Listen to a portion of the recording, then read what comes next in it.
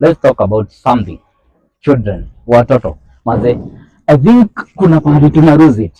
We are all raising our children better than how we were raised ourselves. Tunajaribu kuwapatia the best life. But tukue frank, ni authority gani yenye inaweza pita milini zile discipline yenye tulikuwa tunapatiwa na wazazi wetu? What I'm saying is, let us not love our children so much tusahau ati pia wanahitaji hiyo discipline yenye tuko nayo. Unapata situation watoto bana, hauwezi mwambia kitu. Yaani mtoto anaweza ngara hivi, hey, do you remember how our life was? Ulikuwa unaona mama yako amebring hivi, wako na mgeni, huwezi kaa hapo karibu.